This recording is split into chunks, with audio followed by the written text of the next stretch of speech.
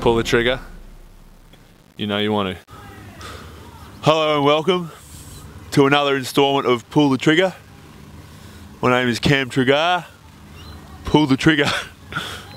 You know you want to. Thanks for that, Glenn. Are you making fun of my greatest impersonations? Brent Tate-sized chin there? It's Whoa! It's actually it's a disease, you know. It's not funny.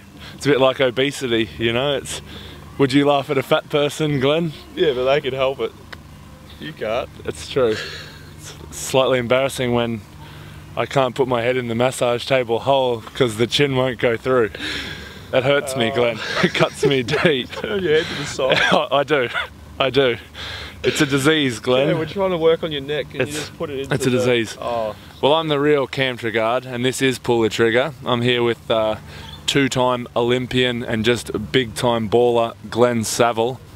And Sav, how are you today, mate? I'm great, Trigger. Thanks for having me on the show.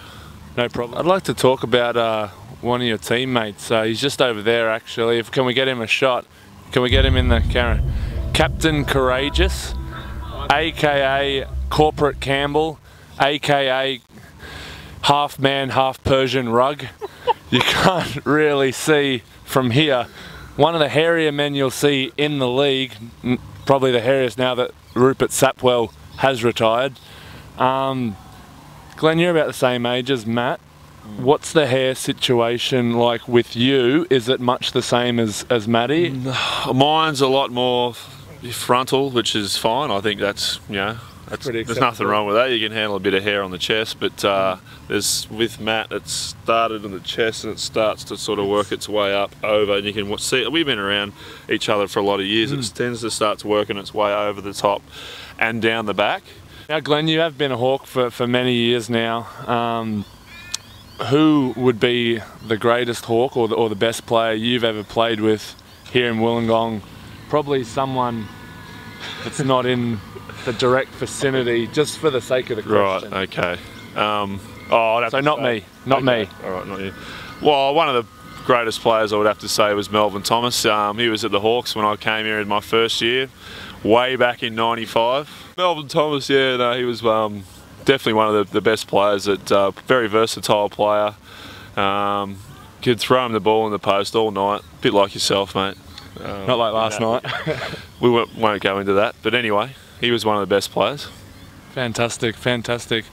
So was it a special achievement, sort of, you know, being the starting power forward with Gordy at the point? He must have dimed you off a few times. I didn't want to look at him back with those little tiny shorts on. But no, Gordy and I never played basketball. That's just ridiculous. Come on, I'm not that old. Take it easy. But I did play not one season, but 2 seasons with Chuck Harmison. Nice. Yeah, it's Billy Walton, I think. Celebrity head Billy Walton. Oh, he does have a bit of Bill Walton in him. Gordy had a great cookie duster, the mustache. It is coming up to Movember very soon. Is that an option for you, or do you think that's something that would help us over the month? I could do it, but I start to get a little bit of rang in mine. I've got this sort of like a bit of tomato sauce, bit of sauce in there. Like you look at the loaf and everything, what there is left of it. You're a bit of a silver fox. I start to. Can we not talk about? I was talking about the colour of the hair, not so much like the fact that I'm getting grey bits. Can we not go into that? Well, that's colour, isn't it? We can edit that out of the hair. Photoshop more. When it's we have a shade. It's not a colour. It's nice. It's nice. Anyway, if I get the cookie duster going, it starts to get a bit of rang, which I'm fine with. Nothing like a bit of sauce in there. For sure. Can we go off to the side a little bit? And I just want to hit you with a question, because I know your legion of fans out there are a little bit concerned. There's a bit of a question mark over the fact that you said you're a defensive juggernaut in the pilot episode of I don't remember saying that. I'm pretty sure, because they could probably add that part in. They could go a little segue and put that in. Obviously, I'm a bit of a defensive juggernaut. Is your name pronounced Trigger? Is there a silent? Is there any D? I can see what you're saying there. You're making a little joke. I want to know, like, how is it pronounced? Yeah, no, I went down to the registry and changed and got a little D put in there, and you know, once I get a few more steals, we might put another D in there. You never know. That one D will do for now, but the possibilities are endless. A few years ago, yeah, it was a silent D, but definitely Trigard now. Yes. We want to do a quick update on the dunk tally.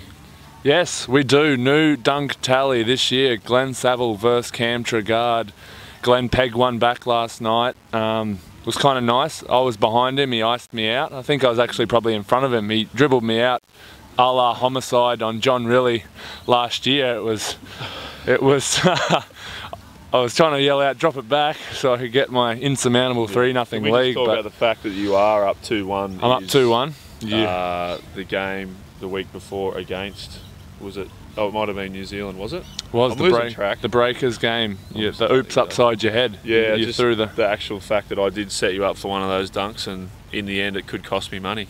It really did. We've got $100 riding at the end of the season on who gets more throwdowns, and it's 2-1 at the moment. But one of them was thrown from Glenn Saville to me. What an idiot! Obviously making too much money.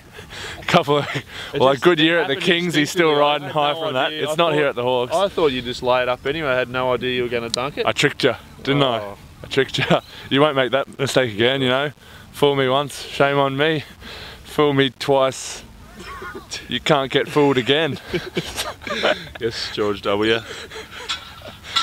Well, I think that's about. Okay, I think that's the calm down, we're being gonged out here by Fun Wrecker over there, but that's the end of the segment for this week. We get a little plug for the show. Pull the trigger. You know you want to. We want to hate on Asa a little bit for the audio. This was actually a double take, wasn't it? Apparently the idea is when you're actually, because he's kind of new in this game, that when you plug the microphone jack in, that you plug it in, you don't plug it into the headphone jack. You plug it into the actual microphone jack. Is that right? Better results? Increased results. Yeah. In the mic jack. And I mean, this is the second time we've had to do this, and it could possibly be the better one, but the first time we did it, I think it just felt natural. It's comedy gold, like wasn't it? But you are getting on a bit. At what age did your man strength kick in? Is this a rumour or is this true? Because I'm yet to receive mine. Yeah. Is this real? Do you get man strength? I think the man strength kicks in no matter what. You know, if you're doing it for weights for a few years, but the man strength, no matter what, whether you're lifting weights or not, kicks in. I reckon it was around about 30 years old, so you've got a few years to go.